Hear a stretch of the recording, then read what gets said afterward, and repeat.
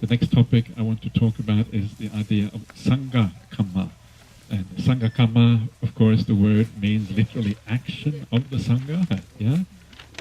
And Sanghakamma is kind of the other side of the Buddhist Vinaya. The Buddhist Vinaya is divided into two parts. On the one hand, you have all the Patimokkha rules and the explanation of the Patimokkha rules. And in the Khandakas, the Khandaka part, the Chulavagga, the Mahavagga, maybe the most important aspect of that is all the various kind of Sanghakammas, how we work together as communities, how we function as a Bhikkhu Sangha and a Bhikkhuni Sangha. หัวข้อที่ท่านจะพูดต่อไปก็เป็นเรื่องสังฆกรรมซึ่งเป็นการงานการกระทำที่ทำโดยสังฆะซึ่งเกี่ยวกับปฏิโมกข์แล้วก็งานอื่นๆคือเนนความเข้าใจของเนนเองก็คือว่าสังฆกรรมเนี่ยต้องมีตั้งแต่4 รูปขึ้นไปอันนี้ไม่แน่ใจว่าเข้าใจถูกต้องหรือเปล่าอันนี้ก็คือท่านกำลังจะพูดถึงสิ่งที่จะต้องกระทำโดยมากกว่า1 รูป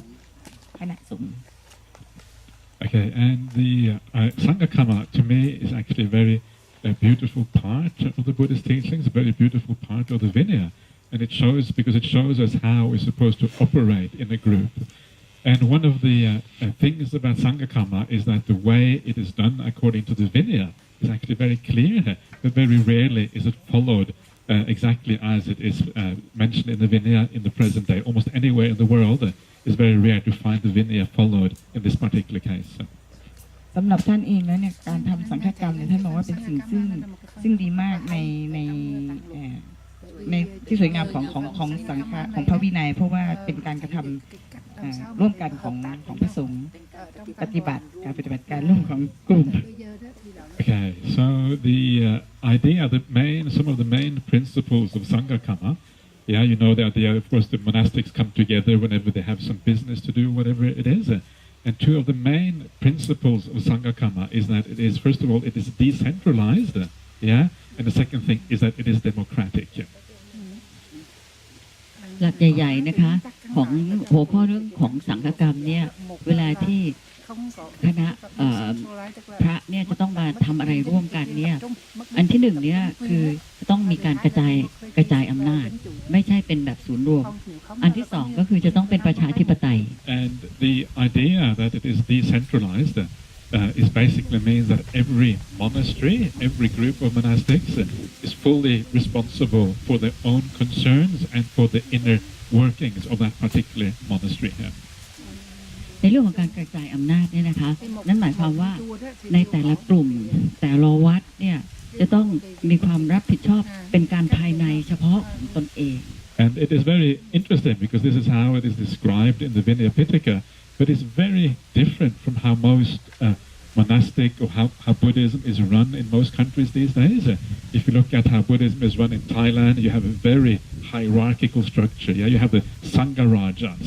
king of the Sangha. Yeah, on top, that's what it means, Sangharaja. And then under him, you have the kind of the Mahatera Samakom. Yeah, the kind of the Mahateras. And then you have all the district people, and it's kind of one layer after the other. So now it is very, very hierarchical and a very different structure from what it was like at the time of the Buddha. ซึ่งในปัจจุบันนี้เนี่ยมันก็ช่างแตกต่างกันกับสิ่งที่พระพุทธเจ้าเนี่ยได้วางเอาไว้ในเรื่องของการกระจายอำนาจเพราะว่าในหลายๆประเทศอย่างเช่นประเทศไทยเป็นต้นเนี่ยก็จะมีการจัดขึ้นมาเป็นองค์กรที่มีความหลากหลายในเรื่องของลำดับชั้นของคนนะคะเช่นเริ่มตั้งแต่มีสังฆราชาพระสังฆราชซึ่งเหมือนกับเป็นพระราชาของสงฆ์แล้วก็มีมหาเถระสมาคมมียศชั้นอะไรต่างๆมากมายตรงนี้เนี่ยมันต่างกันกับสิ่งที่พระพุทธเจ้าเนี่ยได้วางเอาไว้ให้เราอย่างสิ้นเชิงในเพราะตรงนี้เนี่ยมันไม่ใช่การกระจายอำนาจ And it's also not just in Thailand, but it's actually the case in most of the Theravada countries. It's very similar. In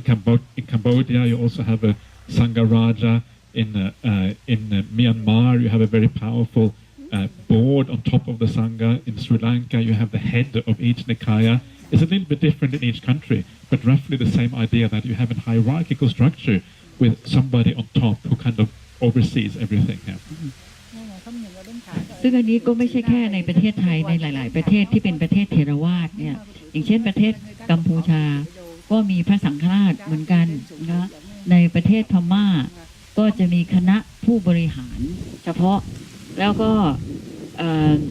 ในประเทศศรีลังกาเองก็จะมีเรียกว่าเป็นสังฆราไม่ใช่มีสังฆราชานะในศรีลังกาของแต่ละกลุ่มMahanayakas on top, and then you kind of have a They also have Sangharaja of different Nikaya. They call Mahanayakas, they're not called Sangharaja, but it's the same principle, same idea. Yeah, each Nikaya has a Mahanayaka. Yeah, same idea. So, and one of the interesting, where does this come from? How come these things are so hierarchical when the Buddha says it should be all decentralized, decided at the local level? And I think part of it is because this is just the human tendency. Yeah, this is what human beings do. We like to make hierarchies. We like to be in charge. We like to control. One of the reasons why we like this because then we can control the sanghas. The bad monks kind of get sorted out. This is the idea behind this. And one of the things I know happened in Thailand when the sangha was restructured over 100 years ago, 150 years ago. One of the models that they used for restructuring the Thai sangha. You know what one of the models was for restructuring the Thai sangha? One of the models was the Catholic Church. Yeah, and the Catholic Church is the exact opposite of the sangha. Sangha is very decentralized. The Catholic Church is about one of the most kind of pyramidical structures in the world. Yeah, very, very kind of hierarchical. So when you model the sangha on the Catholic Church, then you get hierarchies, par excellence, as they say. Really, very, very. This is where it comes from. This is part of the problem here. ปัญหาของที่ได้มีการจัดตั้งขึ้นมาเป็นลำดับขั้นในการปกครองเนี่ยก็เพื่อที่จะมีความสามารถในการควบคุมความประพฤติของผู้ที่ทำความผิดจะต้องคอยดูแลควบคุมทีนี้หลักการแบบนี้เนี่ยประมาณ100 ถึง 150 ปีที่แล้วเนี่ยในประเทศไทยเนี่ยไปขอยืมเข้ามาจากศาสนาคริสต์นิกายคาทอลิกคริสตจักรเนาะที่เป็นคริสตจักร So the reason why they install hierarchies in Buddhist countries is to try to resolve problems, to try to control bad monks, try to kind of get everything streamlined. But in my opinion, I think there's always a reason why does the Buddha establish a monastic culture which is so decentralized. There is a reason for that. And I think the reason is because when you have hierarchies, very often you also get corruption when you have hierarchies. The reason why you get corruption is because everybody wants to climb the hierarchy. The higher you are in the hierarchy, the more power you have, the more you can do things in your way, the more you can kind of get things done. Yeah, so it is almost, hierarchies are almost inherently corruptible. And I think this is one of the things that Buddha saw when he established the Sangha in this way 2,500 years ago now. ซึ่งเรื่องที่มีการจัดตั้งขึ้นมาเป็นองค์กรแล้วก็เป็นลำดับชั้นของผู้ปกครองเพื่อที่จะมาควบคุมผู้ที่ปฏิบัติไม่ถูกต้องเนี่ยการที่จัดตั้งขึ้นมาเป็นองค์กรในลักษณะนี้เนี่ยที่จริงแล้วสาเหตุที่จัดตั้งก็เพื่อคิดว่าจะเป็นการแก้ปัญหาได้นะแต่ว่าอันที่จริงแล้วเนี่ยการจัดตั้งมันเป็นองค์กรกลับกลายเป็นเรื่องของการคอร์รัปชันเพราะว่าแต่ละบุคคลผู้ที่เข้ามาทำหน้าที่เป็นผู้บริหารองค์กรเนี่ยก็จะพยายามไต่เต้าขึ้นมาให้ได้ตำแหน่งที่สูงขึ้นทุกทีหนึ่งแล้วก็ด้วยปัญหาที่เป็นแบบนี้เป็นสิ่งที่พระพุทธเจ้าเนี่ยมองเห็นอยู่แล้วดังนั้นเนี่ยท่านจึงไม่ได้กำหนดให้มีการจัดตั้งเป็นองค์กรแบบนี้ขึ้นมา I'm not suggesting that all monastics in hierarchies are corrupt. That would be going way too far. I'm just suggesting a tendency that seems to happen when you have hierarchies. I'm not going to actually blame anyone in particular. It's just a tendency in the human mind. And this is why I think the Buddha established such a flat structure for the monastic Sangha. ท่านไม่ได้คิดว่าท่านจะไปว่าจะมีใครเฉพาะที่จะต้องเป็นผู้ที่คอร์รัปชันหรืออะไรแบบนั้นเพียงแต่ว่าลักษณะการจัดตั้งองค์กรแบบนี้เนี่ยมันเอื้อให้จิตใจมนุษย์ธรรมดาเนี่ยซึ่งทำให้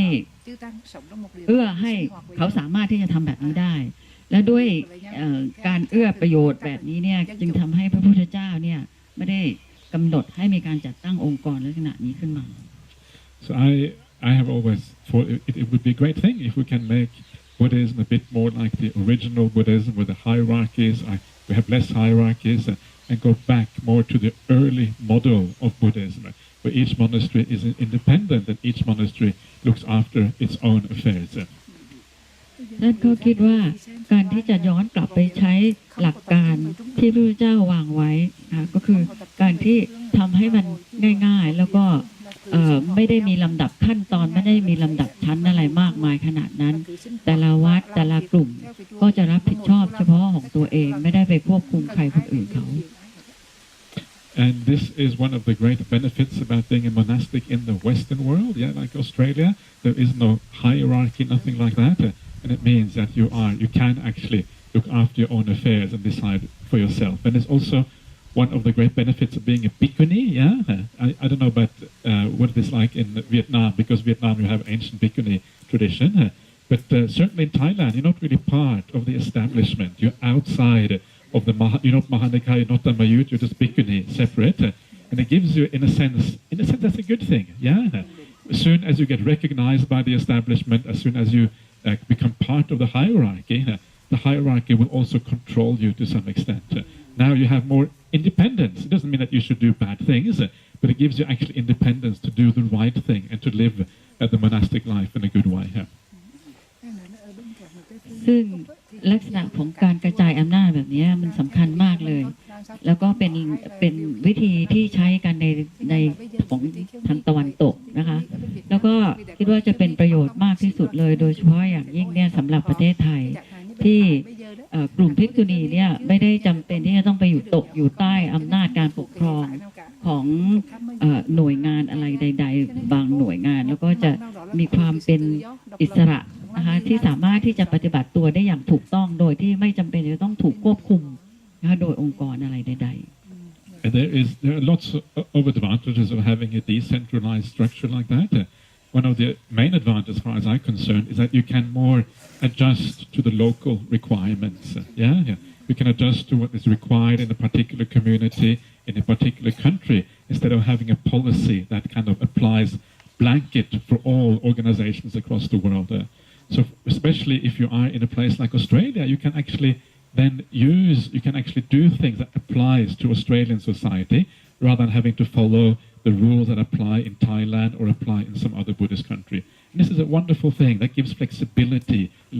It leaves you able to adjust to the local conditions wherever you are here.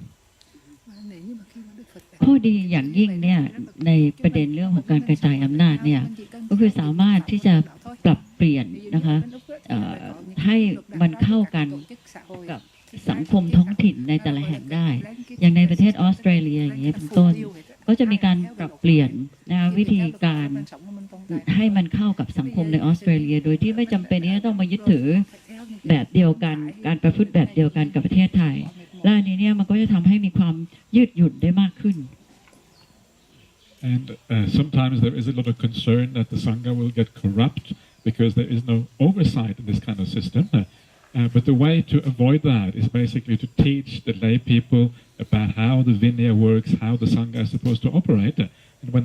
the lay people, the lay community understand that, they will support those monastics who are actually living in the appropriate way here. บางทีอาจจะมีประเด็นนะคะที่อาจจะกลัวว่า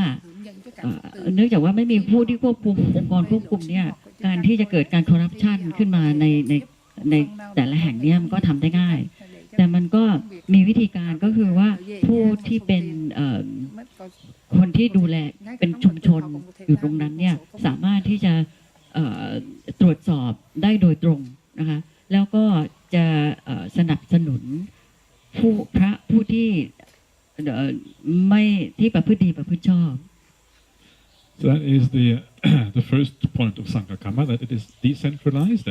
Is there any questions about that? Yes. Có Give me an example, which is that Australian do Okay. different from Thai. Okay, so one example is ordination of bhikkhunis, yeah? That's one example, yeah? So we decided that we wanted to ordain bhikkhunis, and because we had a little bit of a connection to Thailand, it was actually a bit difficult for us. If we had no connection, which would have been much better, then it would have been no problem at all. We could do what we want to. But also in small things, a small example is the use of the receiving cloth, yeah? In Thailand, all monastics use receiving cloth. But in Australia, the society we live in is very multicultural. You have Buddhists from all around the world, and following the Thai custom would not be appropriate in Australia. So I don't use receiving cloth at least. Ajahn Brahm does sometimes,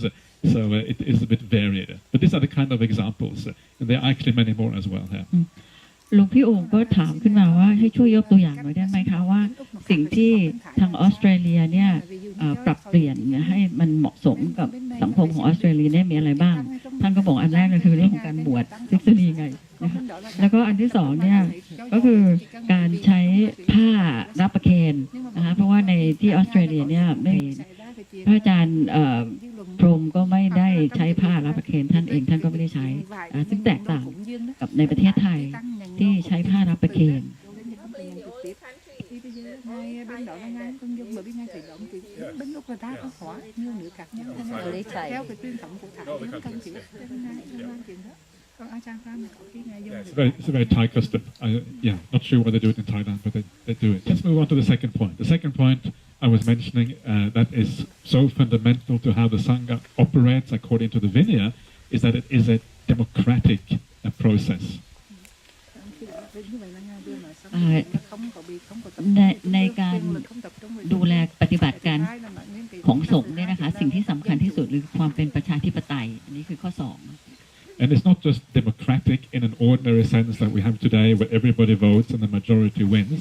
It's not democratic in that sense. It's actually an absolute democracy where everybody has to agree. And if one person disagrees, you cannot pass a resolution in the Sangha. แล้วก็ไม่ใช่เป็นประชาธิปไตยแบบในปัจจุบันนี้ที่นับคะแนนเสียงว่าใครมีคะแนนเสียงมากกว่าฝ่ายนั้นก็ชนะไปนะคะประชาธิปไตยในของพระพุทธเจ้าในลักษณะนี้ก็คือว่าทุกคนเนี่ยจะต้องมีความเห็นตรงกันทั้งหมดแม้กระทั่งถ้าเสียงเดียวที่ไม่มีความเห็นตรงกันเนี่ยอันนั้นก็จะมีผลเหมือนกัน So you know what it's like when you have an ordination ceremony, yeah? If one of the bhikkhunis says no, then cannot ordain this person because that's what we mean by absolute democracy. Everybody has to be on board. ยกตัวอย่างเช่นเรื่องของการอุปสมบทนะคะถ้าแม้แต่มีเพียงผู้เดียวเนี่ยที่ขัดแย้งขึ้นมาว่าไม่เห็นด้วยกับการบวชเนี่ยการบวชนั้นก็คือไม่สามารถที่จะทำได้เลยดังนั้นจะเห็นว่าการที่จะดำเนินการปฏิบัติการอะไรใดๆเนี่ยจะต้องเห็นพ้องต้องกันทั้งหมดทุกคน Does that ever happen here that kind of one bhikkhuni says no, I disagree? In the early time when we have tried to do the bhikkhuni sangha, they have the case that they invite bhikkhuni in Mahayana and invite bhikkhu, but she didn't tell them for upasampada bhikkhuni. And in that ceremony, when the bhikkhu knew that he will give upasampada for bhikkhuni, he stand up and leave. What about this? Is a well, สำเร็จเป็นภิกษุณีไหม Is it ordained yet or not? Okay, if he shouldn't stand up and leave, that's the wrong way to do it. Because when you're if you're making a decision, you should just object. You say, I object. You shouldn't standing up and leave. It's actually pachitya. It's actually an offense for that bhikkhu if he does that. You can't do that. It's a pachitya rule says that if you haven't given your chanda and you just stand up and leave, you have an offense. Yeah. So it is the wrong way. This is what I mean. People don't really understand the rules for Sanghakamma. And because they don't understand, they do these kind of things instead of doing things in the right way. But it is the right of the bhikkhu to object if he wants to object. He has the right to do that. หลวงพี่โอ๋ก็บอกว่ามีกรณีหนึ่งนะคะที่มีการอุปสมบทโดยที่มีพระภิกษุณีมหายานเข้ามาร่วมในการอุปสมบทด้วยเสร็จแล้วเนี่ยพอพระภิกษุนิมนต์พระภิกษุมา ซึ่งไม่ทราบว่ามีนิมนต์มาเพื่อการอุปสมบทครั้งนี้ทีนี้พอมาเจอเหตุการณ์แบบนี้เนี่ยท่านก็เลยลุกขึ้นแล้วก็เดินหนีออกไปเลยนะคะทีนี้เนี่ยพระอาจารย์ก็บอกว่าอันที่จริงแล้วเนี่ยการกระทำที่อยู่ดีๆก็ลุกขึ้นแล้วก็เดินออกไปเนี่ยมันกลับเป็นการกระทำที่ไม่ถูกต้องตามข้อบัญญัติตามพระวินัยนะคะเพราะว่าถ้าท่านต้องการที่จะปฏิเสธถ้าต้องการที่จะคัดค้านเนี่ยท่านก็ไม่ควรจะทำด้วยวิธีนั้นอันนั้นไม่ใช่วิธีการคัดค้านอย่างถูกต้องทีนี้หลวงพี่โอ่งก็เลยถามว่าการบวชครั้งนี้เนี่ยจะสำเร็จหรือไม่สำเร็จอย่างไร so she just you didn't answer her last question whether this Upasamada is actually valid or invalid. It depends. Yeah, it depends on the situation. Depends on if he would have left the sema. Yeah, he would have left outside the sema, and then but it was in the middle of the ordination ceremony, was it? Right. If it was in the middle of the ordination ceremony, okay, it means that basically it probably invalidates the ordination because he actually left the ceremony, so probably invalid in that particular case. Yeah. ท่านก็ถามว่าเกิดขึ้นในระหว่างที่มีการกำลังอุปสมบทอยู่หรือเปล่านะคะหลวงพี่โอก็บอกเกิดขึ้นในระหว่างนั้นพอดีท่านบอกว่าถ้าอย่างนั้นเนี่ยการบวชอันนั้นก็คือถือว่าเป็นโมฆะเพราะว่าลุกออกไปในระหว่างที่กำลังดำเนินการปฏิบัติการในการบวชอยู่อย่างนี้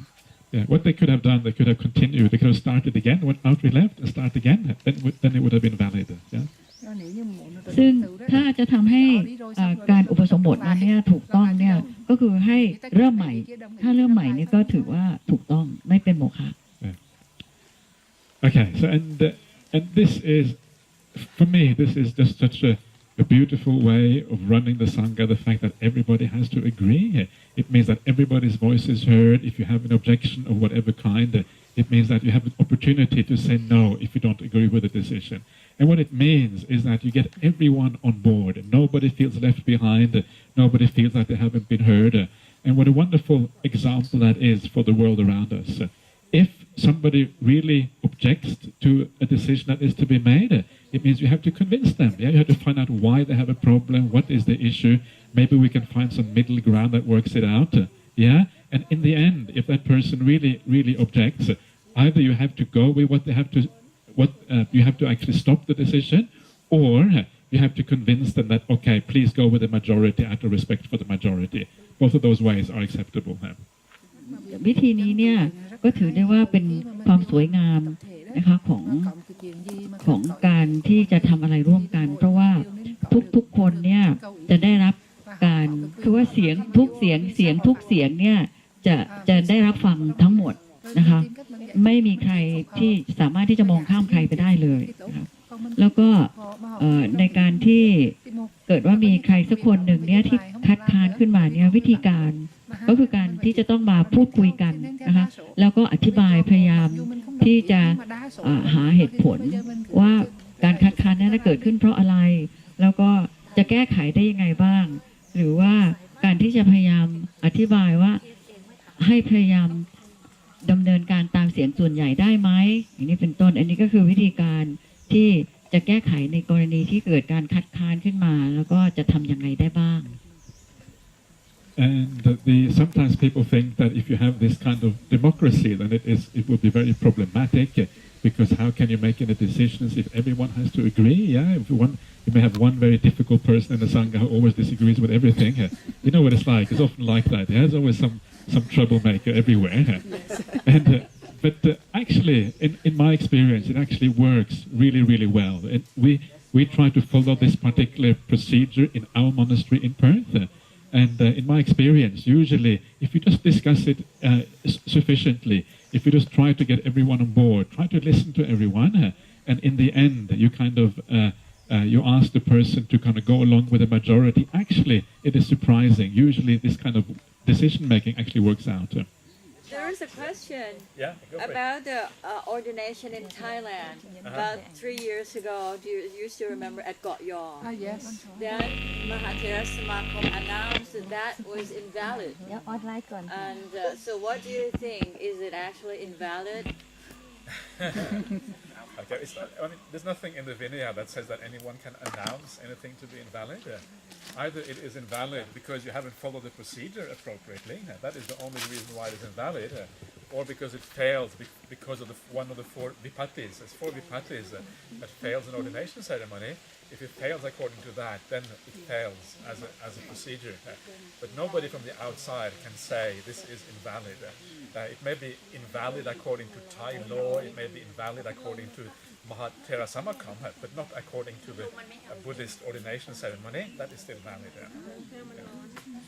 ท่านก็บอกว่าจริงๆแล้วเนี่ยคือไม่มีใครคนใดคนหนึ่งที่สามารถจะลุกขึ้นมาประกาศได้ว่าอันนี้เนี่ยเป็นโมฆะเพราะว่าการที่จะเป็นโมฆะในการอุปสมบทเนี่ยมันก็จะคือ1 ใน 4ข้อใดข้อหนึ่งในวิบัติ4นะคะแต่ว่าการที่ถ้ามีผู้ใดผู้หนึ่งขึ้นมาประกาศว่ามันเป็นโมฆะเนี่ยมันอาจจะผิดในแง่ของมหาเถรสมาคมมันอาจจะผิดในแง่ของกฎหมายที่บัญญัติขึ้นมาแต่ว่าไม่มีอะไรผิดเลยในแง่ของการอุปสมบทตามสิ่งที่พระพุทธเจ้ากำหนดขึ้นมาในพุทธศาสนา One of the, I think, important questions to answer as well is the question of when to use Sanghakamma. Does it always have to be used? Is it only applicable in certain cases? And obviously, it has to be used when it's laid down by the Vinaya. So the Vinaya lays down you have to do ordination ceremonies, prasampada, you have to do through Sanghakamma, yeah? And there's a number of other things as well, like the Uposatha ceremony is really a Sanghakamma, the invitation, the Pavarana ceremony is a kind of Sanghakamma. If you want to punish somebody, if somebody's been very bad, they've done something that kind of have wrong view and you want to expel them from the Sangha, again you have to use Sanghakamma. So there's a number of areas where Sanghakamma really has to be used. อีกคำถามหนึ่งนะคะก็คือว่าเมื่อไหร่ที่จะต้องใช้สังฆกรรมเมื่อไหร่ก็ตามที่ใช้สังฆกรรมเนี่ยในพระวินัยเนี่ยจะเป็นตัวกำหนดไว้นะคะเช่นการทำอุโบสถกรรมต้องเป็นสังฆกรรมการทำปวารณาเป็นสังฆกรรมการที่จะต้องลงโทษนะถ้าผู้ทำผิดนะคะหรือว่ามีทิฏฐิวิบัติก็จะต้องAccording to the Vinaya, there's also a number of other areas where one should use Sanghakamma, where it's not customary to do so in the present day. And one example would be, for example, the setting up of community officials. Do you have community officials in this monastery? Like someone is in charge of the work, someone is in charge of stores, that kind of thing. Do you have that, or is it too small? Too small still? It's too small. Too small still, okay, yeah. But according to the Vinaya, when a monastery becomes a certain size, like for example, our monastery in Perth, we have one monk who's in charge of the storeroom, one monk in charge of work, one monk in charge of meals, all this kind of, different officials, if you like, for the monastery here. And those officials, according to the Vinaya, should all be selected according to Sanghakamma. But this doesn't happen anymore. If you look around the vast number of monasteries in the world, this is not how it's done. But if you want to follow the Vinaya, that's what you should be doing here. ข้อหนึ่งví dụ như là trong chùa đó mà mình phải cử những người làm thi sự, người làm thủ kho, người mà quay nhà bếp á, thì khi mà mình cử những cái người mà có những cái chức vụ, những cái phần sự như vậy đó, đều phải thực hành cái Sanghakamma cả. Nhưng mà hầu như thì bây giờ thì các chùa người ta không có sử dụng cái Sanghakamma trong một việc như vậy này. Mình cũng Sanghakamma mà đều không có đọc Pali thôi. Cái chùa mình có hát, mình có bầu là đại ý kiến mọi người chứ. แต่ว่าที่จริงเลยเนี่ยมันต้องใช้สังฆกรรมในการแต่งตั้งผู้ดูแลต่างๆเหล่านี้ซึ่งในวัดของท่านเองเนี่ยในการท่านเป็นวัดใหญ่นะคะท่านก็จะมีการแต่งตั้งคนนี้ดูแลเรื่องนี้คนนี้ดูแลเรื่องนี้เนี่ยพระแต่ละคนที่ได้รับการแต่งตั้งขึ้นมาเนี่ยจะต้องใช้สังฆกรรมทั้งหมดในการแต่งตั้ง There's lots of other decisions that you also have to make as part of a monastery. You have to make decisions about what to build, all kind of little daily things. And anything which is important in a monastery, it doesn't say this in the Vinaya, but I think the Vinaya, in a sense, lays down a precedent that important decisions really should be made in the community according to the rules of Sanghakamma. นอกจากที่บอกไปแล้วเนี่ยนะคะการตัดสินใจในเรื่องประจำวันที่เกิดขึ้นในวัดเนี่ยก็ พระวินัยเนี่ยกำหนดไว้ว่าควรจะใช้สังฆกรรมก็คือการที่เข้ามาร่วมกันตัดสินใจนะครับยกตัวอย่างเช่นว่าถ้าวัดเนี่ยจะสร้างอะไรจะสร้างยังไงสร้างทำไมแบบนี้เนี่ยคือต้องใช้ระบบสังฆกรรมเข้ามาทำร่วมกันทั้งหมดเลย Yes, Venerable. Yes, Venerable. So in our temple, when we appoint the duties for the responsible of the storeroom or the work, we don't do the Sanghakamma, but we have a meeting, and then also we vote. That sounds almost like Sanghakamma. Have a meeting and vote. That's pretty close, yeah. Yes, but we don't do it in Pali. Don't have to do it in Pali. Yeah, this is what I reckon. Just as long as people understand what's going on, understanding is what happens. That's what matters. Sorry. So people understand what's going on. You can do it in Pali, you can do it in Norwegian, you can do it in Martian if you like. I wouldn't recommend Martian because only Martians understand. But any language is fine as long as you kind of people know what's going on here. So that's the important matter here. But of course, this doesn't mean that every single decision in the monastery has to be done by Sanghakamma because that also becomes impossible. So there is an additional way in which communities like the monastic community works, and that is through delegated authority here. And delegated authority is precisely what it means to have officials. Yes, you have somebody in charge of work. It means that they have a delegated authority to look after the affairs within the area of work. Somebody's in charge of stores. They have delegated authority to look after the stores, make sure that they're done properly. So this is the other way. Otherwise, you can have gridlock. It's not going to work out. If every decision has been made for Sanghakamma, you're going to make decisions 24 hours a day, and that's not really what monastic life is about. So there's a balance between delegated authority and the Sangha making decisions together here. แต่ว่าไม่ใช่ว่าจำเป็นที่จะต้องทำเป็นสังฆกรรมทุกเรื่องไปนะครับในเรื่องของการกำหนดความรับผิดชอบอะไรแบบนี้เนี่ยหรือว่าการที่จะมารวมกันทั้งหมดเพื่อที่จะตัดสินใจในแต่ละเรื่องมันไม่จำเป็นที่จะต้องใช้ระบบสังฆกรรมเป็นแค่การประชุมธรรมดาเพื่อที่จะกำหนดความรับผิดชอบในการทำงานได้ให้เกิดการรับผิดชอบของการทำงานแต่ละเรื่องได้โดยที่ไม่ต้องเข้ามาเป็นระบบสังฆกรรมก็ได้ที่ท่านหลิวฟ้าถามนะคะว่าที่วัดของท่านเนี่ยก็มีการประชุมกันในการที่จะกำหนดว่าใครจะทำหน้าที่รับผิดชอบดูแลในเรื่องต่างๆยังไงบ้างแต่ว่าท่านก็บอกว่าท่านก็ไม่ได้ทำเป็นลักษณะของสังฆกรรมแบบนั้นแต่ว่าเป็นการประชุมทั้งหมดแล้วก็มีการให้ยกมือแสดงโหวตใช่ไหมคะมีการโหวตอะไรเงี้ยซึ่งพระอาจารย์ก็บอกว่าอย่างนั้นก็มันก็จะดูเหมือนกับเป็นสังฆกรรมแล้วล่ะนะคะแต่ว่าถึงแม้ว่าจะไม่ได้เป็นภาษาบาลีอะไรเงี้ยก็ไม่มีความจำเป็นที่จะต้องใช้ภาษาบาลีเสมอไปฉันบอกว่าใช้ภาษาอะไรก็ได้ใช้ภาษาดาวอังคารก็ได้ที่จริงแล้วแนะนำว่าใช้ภาษาดาวอังคาร I just mentioned a second ago that there are four things that can invalidate the Sanghakamma. There are four ways in which it can be invalidated, and in no particular order. One of them is you have to have a certain quorum. Quorum means that there has to be a certain number of monastics present at the meeting, and if that quorum is not fulfilled, then the Sanghakamma is invalid. The second one is the idea of sima or assembly, if you like, and the idea is that everyone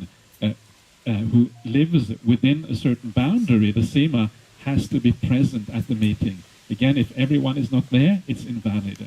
That's what I said before about the idea of democracy, So everybody has to be present, otherwise it's not really a democratic resolution. The third one is the person about which the Sanghakamma is about. So for example, if you have an ordination ceremony, the person who's getting ordained has to be present. If the person who's doing it is not present, it's a bit dodgy, Are we going to ordain so-and-so? Where are they? Or they're in kind of overseas somewhere. So they have to be present, have to know what's going on. Or if you're going to punish somebody, or you're going to appoint somebody as an official of the Sangha, whatever, they have to be there. Otherwise, again, it is invalid. And the fourth one is the Kammavacha. The Kammavacha is the actual, what you say. Kammavacha. Vacha is like the proclamation, if you like. Kamma is the action that you're doing. You have to have the right kind of Kammavacha for the occasion. ทีนี้วิธีการที่จะทำสังฆกรรมเนี่ยจะต้องทำยังไงบ้างนะคะก็จำเป็นที่จะต้องมีอยู่4ข้อที่สำคัญนะคะอันแรกเลยเนี่ยก็คือ จำเป็นที่จะต้องมีคณะสงฆ์นะคะที่ครบนะคะอันที่สองคือจะต้องอยู่ในสีมาจะต้องมีสีมา และทีนี้ทุกคนเนี่ยจะต้องอยู่ในสีมาด้วยอยู่นอกสีมาก็ทำให้สังฆกรรมนั้นเป็นโมฆะไปแล้วก็อันที่สามเนี่ยบุคคลนะคะบุคคลที่จะเช่นยกตัวอย่างเช่นเวลาที่จะบวชเนี่ยบุคคลที่จะบวชจะต้องอยู่ในสีมาด้วยไม่ใช่อยู่ข้างนอกหรือว่าถ้าจะแต่งตั้งใครให้ทำหน้าที่อะไรบุคคลนั้นก็จะต้องอยู่ตรงนั้นด้วยอยู่ในสีมาด้วยนะคะแล้วก็ข้อ4เนี่ยก็คือเรื่องของกรรมวาจาจะต้องมีการประกาศมีการพูดที่มีความสามารถที่จะเข้าใจได้ถึงเนื้อหาของสังฆกรรมนั้น And so it's quite simple really. If all of those 4 requirements are met, and if those requirements are there, then there is no problem. Then the Sanghakamma is always valid. It's valid from the Vinaya point of view. Whether anyone else agrees or not is really irrelevant. As long as you fulfill those things, you're okay. ดังนั้นเนี่ยในเรื่องของว่ามันถูกต้องตามสังฆกรรมนั้นถูกต้องหรือไม่เนี่ยจริงๆแล้วมันเป็นเรื่องง่ายมากเลย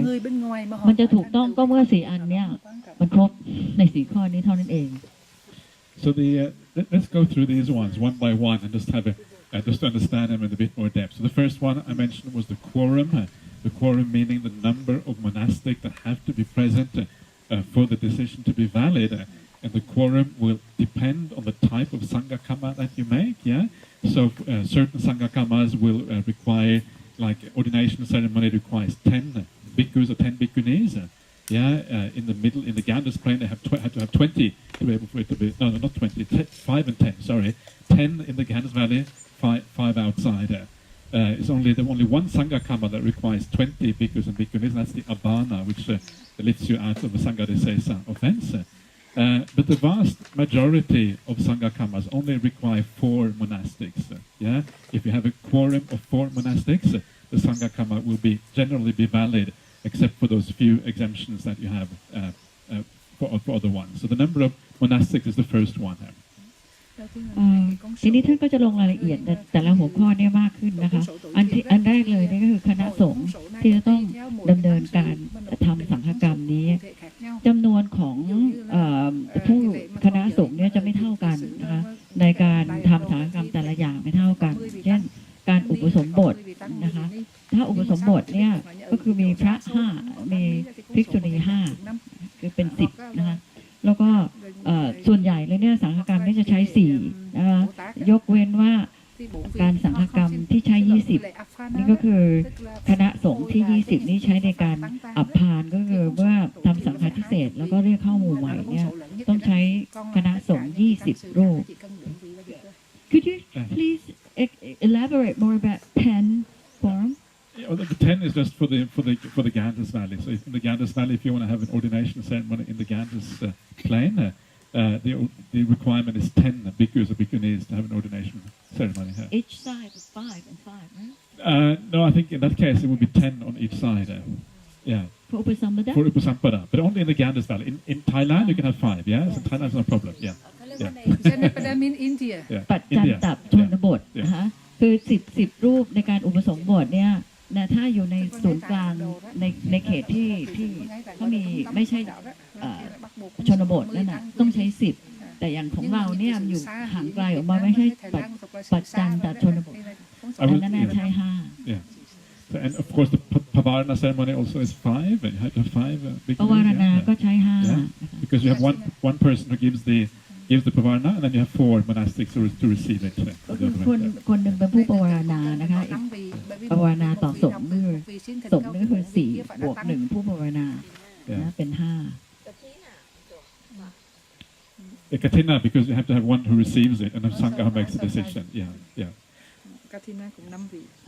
But can I ask some question about Pavarana? Okay. Yeah. But only Pavarana to a person is also valid, right? Or to the individual, or to bhikkhus or to bhikkhunis, something like that, not a quorum. Yeah, well, if you're going to do the Pavarana ceremony proper, you have to have the full quorum to do the ceremony. Yeah, so you have to have 5 bhikkhus or bhikkhunis. But you can also, I mean, you can have a more unofficial Pavarana if you want, but if you want to do it officially, you have to have a Sangha of 5. So it's official and unofficial. Well, it's always unofficial, yeah. Everything has unofficial, except for the Upasampada. You can't have unofficial Upasampada, but otherwise you can have that kind of, yeah. เมื่อกี้นี้คำถามว่าปวารณาเนี่ยมันปวารณาต่อบุคคลก็ได้ไม่ใช่เหรอไม่ใช่ว่าต้องปวารณาต่อสงฆ์ท่านก็บอกว่าถ้าในกรณีอย่างนั้นเนี่ยมันคือการปวารณาแบบไม่เป็นทางการแต่ถ้าเกิดว่าปวารณาแบบเป็นทางการเนี่ยมันต้องปวารณากับสงฆ์ก็คือต้องปวารณากับ4 รูปขึ้นไปเท่านั้น But because of the requirement for a quorum, it is very common around the monastic communities around the world to have more than the required people in the Sangha. And the reason for that is because sometimes you may have someone there who may not be a valid bhikkhu or bhikkhuni. For example, somebody may have committed a parajika offense. One of the people in the group may be a lay person. Sometimes you just don't know. All kind of strange things happen. One may be a samanera or samaneri. Yeah, you just don't know. But as long as you have the quorum is fulfilled, actually it doesn't matter whether there is a lay person there or a samanera there or whoever it is. That doesn't actually invalidate the Sanghakamma as long as you have enough people to fulfill the quorum. ในเรื่องของจำนวนสงฆ์นะคะที่จะทำสังฆกรรมเนี่ยโดยปกติเลยเนี่ยจะใช้จำนวนมากกว่าที่กำหนดไว้เสมอเพื่อความปลอดภัยยกตัวอย่างเช่นกรณีที่ถ้าคณะสงฆ์นั้นเนี่ยมีหนึ่งในนั้นเนี่ยอาจจะเป็นปาราชิกนะคะก็จะทำให้จำนวนไม่ครบดังนั้นถ้าถือว่ามีเผื่อเอาไว้แล้วเนี่ยก็จะทำให้สังฆกรรมนั้นเนี่ยไม่วิบัติแล้วก็ถึงแม้ว่าจะมีคฤหัสถ์อยู่ตรงนั้นหรือว่าจะมีเนนอยู่ตรงนั้นมีอะไรตรงนั้นแต่ก็ขอให้มีจำนวนของสงฆ์ที่มากกว่าเผื่อเอาไว้แล้วเนี่ยเพื่อความปลอดภัยไม่ให้สังฆกรรมนั้นเนี่ยวิบัติ there are limited number of the quorum and like 4 or 5 we only have that Yeah, it's okay if there are real bhikkhus or real bhikkhunis, it's no problem. Yeah, it's okay, you can do that, but it's usually it's common to have a few extra just in case. ท่านก็บอกว่าถ้าแน่ใจว่าไม่มีปาราชิกแล้วก็เป็นพระภิกษุและพระภิกษุณีจริงๆเนี่ยนะก็ไม่มีปัญหาอะไรแต่โดยปกติเลยเนี่ยก็จะเผื่อไว้ 2-3 รูปเสมอ If you find out that you have your ordination ceremony and a few years later you find out one of the bhikkhus or bhikkhunis was parajika, then you know afterwards actually your ordination is invalid.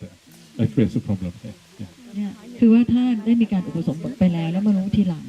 ว่าหนึ่งในคณะสงฆ์ที่มาทำการบวชให้เราเนี่ยจริงๆแล้วเนี่ยปาราชิกเนี่ย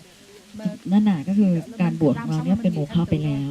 Oh, what if we know that later on? Sorry? If we realize that that our upasamada one of the quorum is parajika. If it is, you're not ordained. What to do? Is there any way to solve this problem? You are still samaneri in that case. So then what you have to do is you have to ordain again. That's what you have to do. ก็มีอย่างเดียวคือบวชใหม่ That's the only solution. There's no other solution. So that doesn't matter. If you're practicing honestly or whatever, you still kind of make progress in the Dhamma. Yeah, that's what really matters. นั่นก็ไม่เห็นจะเป็นอะไรเลยในเมื่อการปฏิบัติของเราเนี่ยเป็นเรื่องที่มันสำคัญกว่านะคะ Okay, so that is the quorum. Let's move on to the sima. The sima vipatti. So you have to have it has to be valid according to all the people within the sima have to be present. Yeah, and if they are not present,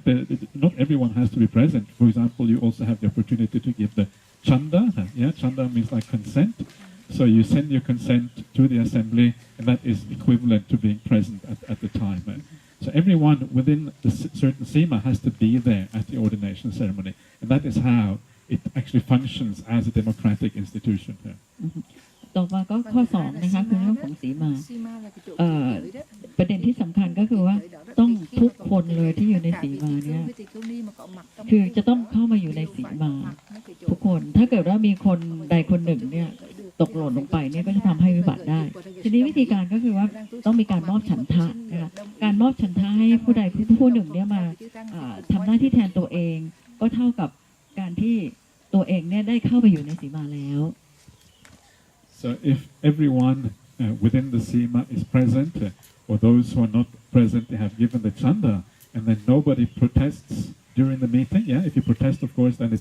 it isn't valid. If nobody protests, then the Sanghakamma is valid. It's really as simple as that. ก็มันก็ง่ายๆแค่เพียงแค่ว่าขอให้ทุกคนเนี่ยทุกรูปเนี่ยเข้าอยู่ในสีมาแล้วก็ไม่มีการคัดค้านนะคะอันเนี้ยมี2ประเด็นเนี่ยก็จะทำให้สังฆกรรมนั้นเนี่ยถูกต้องแล้วก็ไม่วิบัติ And I will talk later on, maybe tomorrow or something, about semas, about how to lay down semas and how semas work. I'm not going to go into that now because I think it's going to be too late, but this gives you a rough idea about the sema vipatti or the sema sampada, depending on the situation. เดี๋ยวพรุ่งนี้ค่อยลงรายละเอียดเรื่องสีมาเพิ่มขึ้นนะคะไม่งั้นเดี๋ยวมันจะยาวเกินไปสำหรับวันนี้ Okay, then it is the person, it has to be the pugala, or this called the vattu actually in the Pali, I think. It's vattu, isn't it? And the idea here is that it is the subject that the Sanghakamma is about has to be appropriate. So for example, if you're going to have the upasampada, it has to be that the person has to be present, as I said before, but also it has to be the appropriate kind of person. Yeah, so if you give the upasampada to a bhikkhu who is under 20 years old, then of course it is invalid. Yeah, so the certain requirements have to be in place. There's also other requirements that you cannot have killed your parents, that kind of stuff. And if those requirements are in place, then the ordination can go ahead. It's called the vattu sampada or vattu vipatti if it doesn't work. Yeah. ก็ต่อไปคือเรื่องของบุคคลนะคะซึ่งในภาษาบาลีก็เรียกว่าใช้คำว่าวัตถุนะคะบุคคลนี้จะต้องถือว่าถูกต้องนี่คือยังไงก็คือข้ออันแรกเลยเนี่ยคือบุคคลจะต้องอยู่ในสีมาเช่นเดียวกันอันที่สองเนี่ยบุคคลก็จะต้องมีคุณสมบัติตามที่พระวินัยกำหนดไว้ยกตัวอย่างเช่นในการบวชเนี่ยบุคคลนั้นก็จะต้องอายุนะคะตามที่กำหนดก็คืออายุ20 ปีแล้วก็ไม่เป็นผู้ที่ฆ่าพ่อฆ่าแม่อะไรแบบนี้เป็นต้นอันนี้ก็คือถือว่าเป็นบุคคลที่ถูกต้องนะมีอยู่2ประเด็นในเรื่องของวัตถุหรือว่าบุคคล Okay, so that is the vattu, so that has to be in place. And the last one is the actual kamavacha, which has to be also appropriate, and it's not laid down in great detail what that means. And the commentaries, of course, is laid down in much more detail. But according to the Vinaya, the canonical Vinaya, what you really need to have for the kamavacha to be right, you have to have the right number of nyati and anusavana, and if the nyati is the motion, yeah. So always one motion, and not always, but most of the time one motion, and then you have either 1 or 3 anusavana afterwards, which is the proclamation. One motion and then proclamation afterwards. ในเรื่องของกรรมวาจาเนี่ยนะคะกรรมวาจาที่ถูกต้องซึ่งถ้าในตามอรรถกถาแล้วเนี่ยกรรมวาจาที่ถูกต้องเนี่ยอธิบายไว้เยอะแยะมากมายแต่ถ้าจะว่ากันตามพระไตรปิฎกแล้วเนี่ยมันจะมีอยู่เพียงแค่เรื่องของการตั้งยติการสวดอนุสาวนานะคะซึ่งจำนวนการตั้งยัตติและอนุสาวนาเนี่ยจะต้องเป็นไปตามข้อกำหนดของพระวินัยก็คือว่าอันที่หนึ่งเลยก็การตั้งยัตติขึ้นมาเนี่ยจะต้องมีการตั้งยัตติแล้วก็มีการสวดอนุสาวนาเช่นถ้าบอกว่ามีการตั้งยัตติ1 ครั้งแล้วก็สวดอีก2 ครั้งอันนั้นก็ตามพระวินัยแบบ1นะคะแล้วตั้งยัตติ1แล้วก็สวดอีก3นี่ก็คือเพียงแค่นี้คือจำนวนที่ถูกต้องตามข้อกำหนดของพระไตรปิฎกแค่นี้ก็ถือว่ากรรมวาจานั้นถูกต้องแล้ว There are enough numbers of the quorum, but the upachara is actually a parachika and kamavacha also parachika. Will that ordination valid? Yes, still be valid. Yeah, so you can even ordain without upajaya, even if you haven't got upajaya at all. It's still actually valid, the ordination ceremony. As long as the quorum is fulfilled, you're okay. Yeah. แค่จำนวนครบก็คือพอแล้วแม้ว่าจะไม่มีอุปชาก็ยังถูกต้องก็ยังถือว่าได้รับการบวชแล้ว Yeah, so it's actually quite, so it's not that stringent. Yeah, it's quite it's not that difficult as long as the basic things are in place. You're okay. Ngay tại thời điểm đó không ai biết thì là có những người ta cứ nghĩ rằng cần มันไม่ได้แบบซีเรียสแบบเคร่งขนาดนั้น Okay. So and that is the so you have to have the right number and the right sequence of Nyati and Anusavana, and also in the Kammavacha you have to basically inform correctly about what is happening. Yeah. So if it is an Upasampada, people have to understand that there's an Upasampada. You have to mention the name of the person who is being ordained, and you have to mention like the Sangha. The Sangha is kind of ordaining this person. So when you touch on those basic things so people understand what is going on, the right motion, the right number of announcements, then the Sanghakamma is valid as a consequence. ในเรื่องของสังฆกรรมที่ถูกต้องนะคะก็คือการจะต้องมีการอธิบายแจ้งต้องมีการแจ้งให้ชัดเจนมีรายละเอียดเช่นชื่อของบุคคลผู้นั้นนะคะแล้วก็เรื่องที่จะทำเช่นคือจะบวชเนี่ยก็คือจะต้องกล่าวถึงเนื้อหาของการกระทำที่จะทำเช่นจะบวชหรือว่าจะทำอะไรแล้วก็มีชื่อแล้วก็จะต้องเป็นที่เข้าใจของคณะสงฆ์ทั้งหมด Okay, so those are the four things that either validate or invalidate Sanghakammas. Does that make sense to everyone? Yeah. Yeah. Okay. Very good. Yeah. โดยสมเหตุสมผลไหมฮะมี4ข้อนี้ Everyone who does not make sense จะ to. ทำให้ Anyone who does จะ not make ทำให้มัน sense. เป็นโมฆะหรือไม่โมฆะ When we are doing the Sanghakamma, but one bhikkhu or bhikkhuni just from outside they come inside the sima. Okay, yeah, that is problematic. Yeah, if that happens, what you have to do is you have to stop the Sanghakamma at that point, and you basically have to ask them to leave. Otherwise, it will invalidate the Sanghakamma. So this is why one of the usually, for example, at the Uposatha ceremony, if someone comes into the Uposatha ceremony, in that case, it's not a problem. You can just join the Uposatha ceremony, and you can continue the Patimokkha chanting. But if it is like an Upasampada situation, everybody has to agree. Either you have to stop, invite the person to come in, and then continue. That's kind of maybe the best way of doing it. Or ideally, what you have to do is actually to stop as soon as you see them enter the sima. Stop the Sanghakamma, ask them to leave, and then continue afterwards. I think either one of those ways should be valid. I think according to the Vinaya.ท่านหลิวครับถามนะคะว่าในขณะที่กำลังดำเนินการทำการสังฆกรรมอยู่เนี่ยแล้วเกิดมีพระภิกษุหรือพระภิกษุณีเนี่ยเดินทางเข้ามาในสีมาตรงนั้นพอดีเนี่ยจะทำให้สังฆกรรมเนี่ยมีปัญหาหรือเปล่าท่านก็บอกว่าอย่างนั้นเนี่ยมีปัญหาแล้ววิธีการเนี่ยก็คือว่าจะต้องหยุดสังฆกรรมก่อนให้หยุดแล้วก็เชิญเขาเข้ามาร่วมหรือไม่ก็หยุดแล้วก็บอกให้ออกไปนอกสีมาก่อน Yeah, it's quite simple. Yeah, it's not that difficult. It's just, of course, that very often there's all kind of complications and little things that can happen, and that's what makes it so hard sometimes to sort out all the little details. But the basic principles are actually quite easy to understand, I think, in terms of Sanghakamma. One of the questions that you sent through, that was sent by Dhamma Vijani to me via email, and this is what it says. What should the Theravada bhikkhuni do when being invited to attend a Katina Kammavacha in a nunnery and the Sanghakamma is performed in Thai? Is it valid? And this also also about Upasampada, is it valid if it is performed in Thai? That is the question. เรื่องที่บอกว่ากฐินนะว่าสวดกรรมวาจาเป็นภาษาไทยหรือว่าในการอุปสมบทเนี่ยแล้วก็สวดกรรมวาจาเป็นภาษาไทยเนี่ยจะทำให้การบวชนั้นน่ะเป็นโมฆะหรือเปล่าเนี่ยเป็นโมฆะหรือเปล่า My understanding of the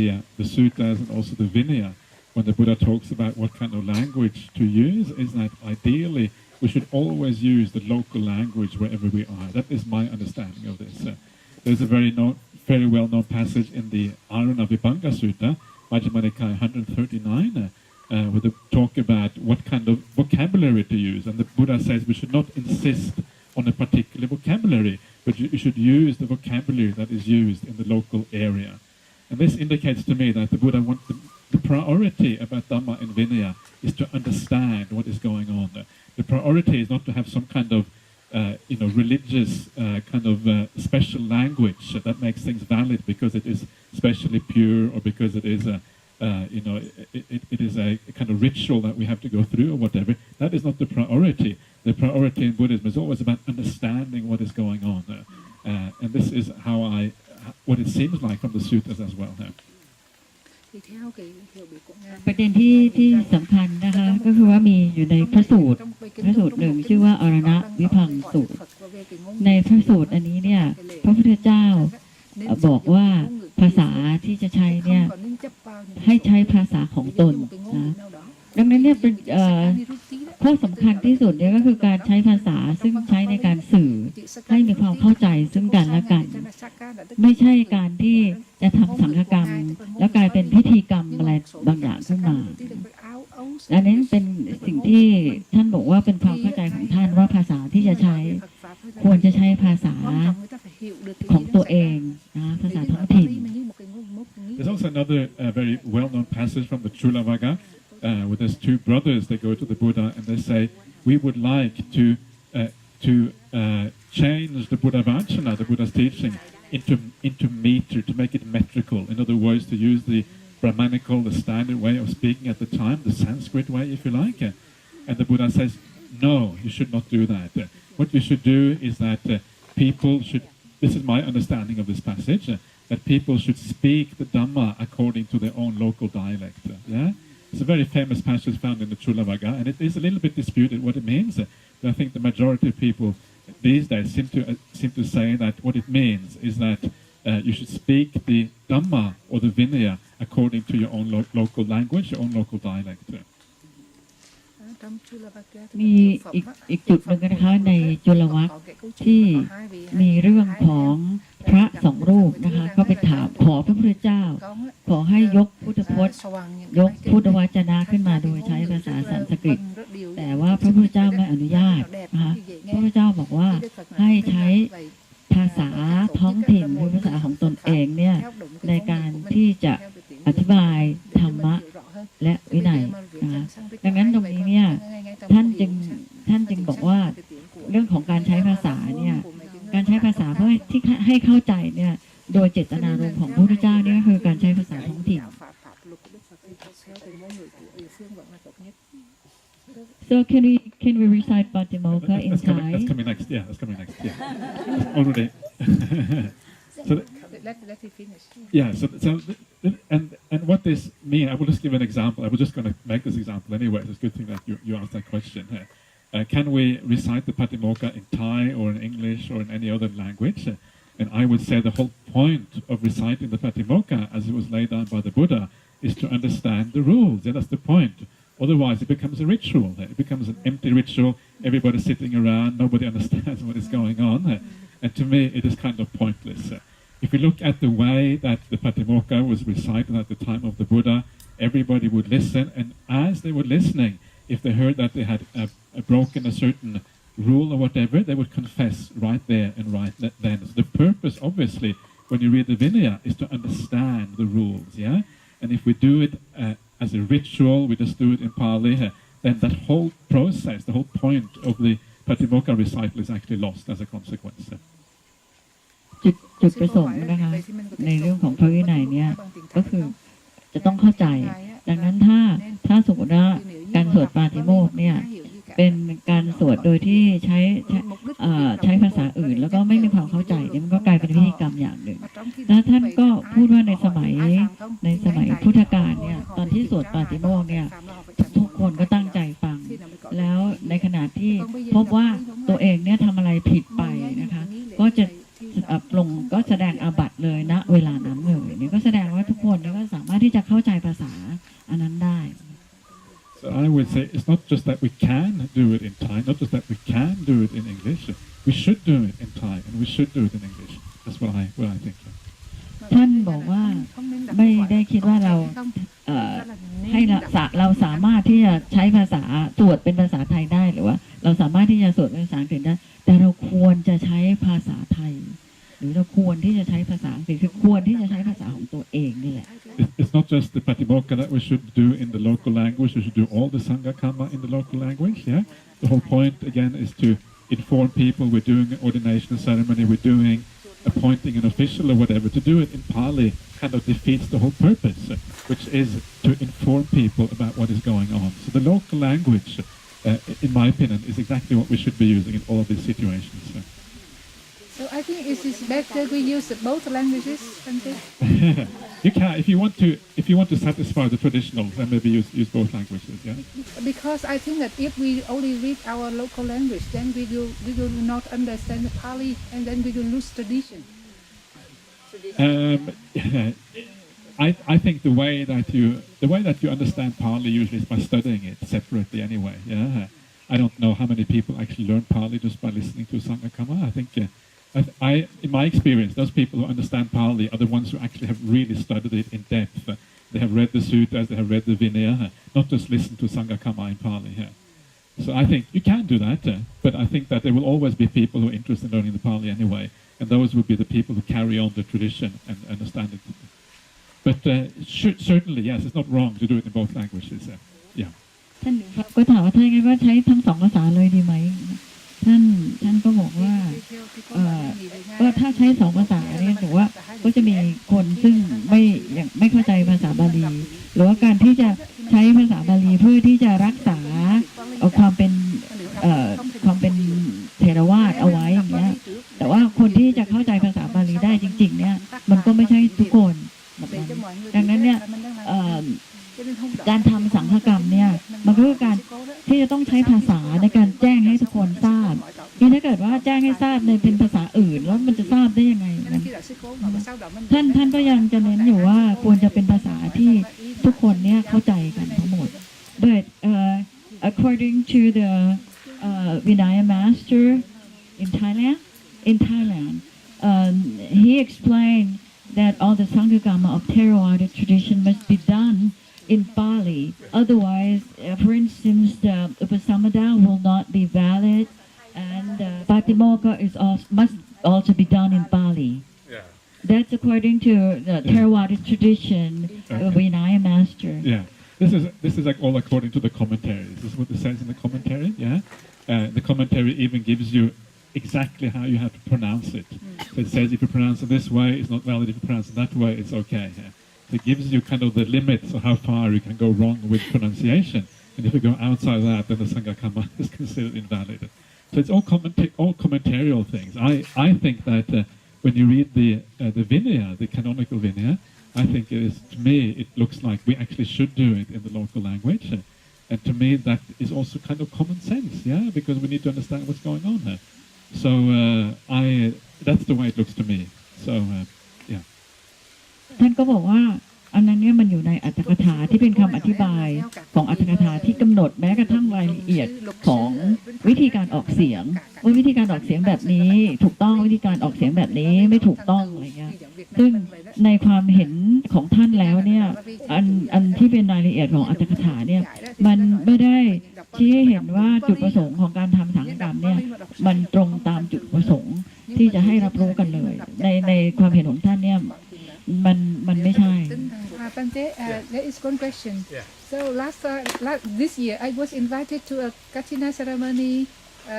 in a Bhikkhuni Arama here in Thailand, and they recited in Thai language, and I didn't understand at all. Okay. So in that case, so I think that it is a problem. If only Thai people, it's okay. But I was there and I didn't understand. So you should find a common language. Yeah, a common language would be good. In that case, I would say English probably better because at least. Can speak English there. Okay, maybe they shouldn't invite you. Maybe they should. Maybe that was the mistake. Yeah, they invited you in the first place.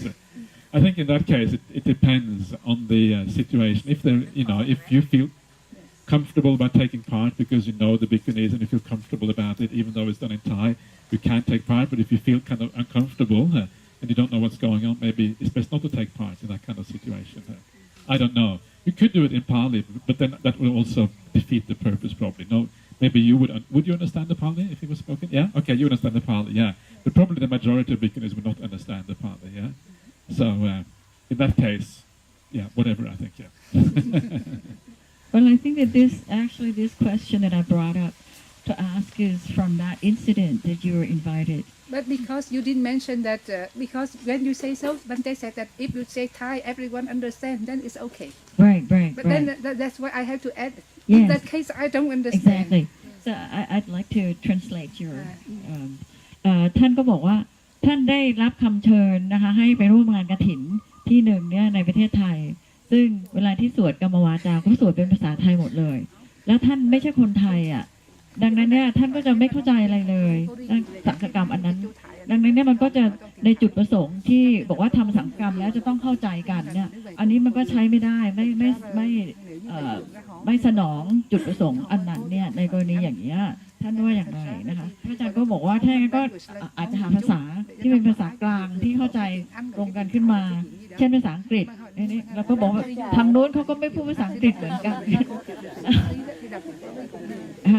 อันนี้ท่านก็แนะนำบอกว่าในกรณีอย่างนี้เนี่ยก็ให้ผู้ที่ถูกรับเชิญอย่างเช่นคือท่านหลิวฟ้าก็พิจารณาดูว่าตอนที่เข้าไปร่วมนั้นเนี่ยรู้สึกอลักอเหลือหรือเปล่า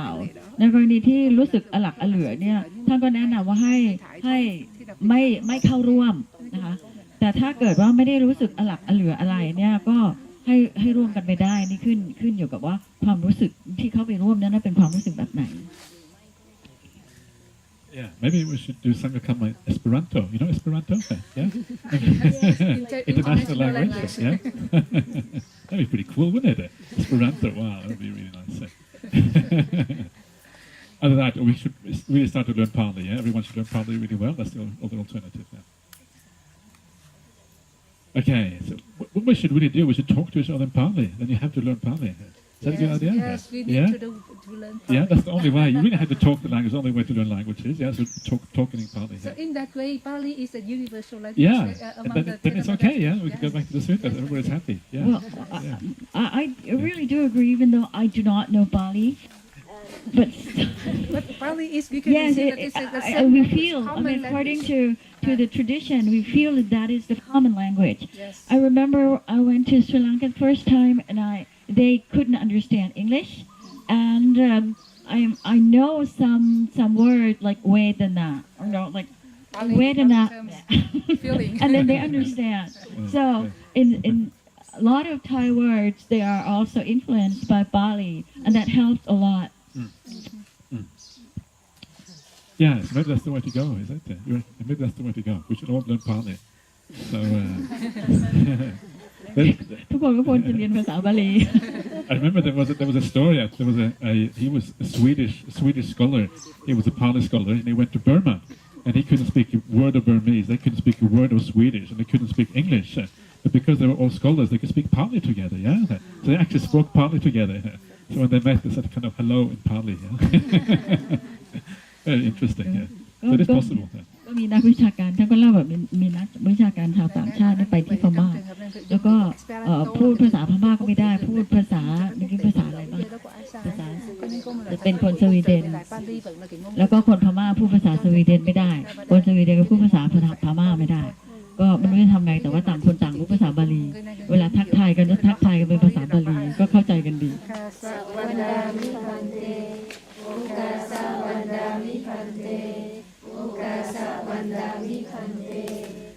Okay, very good.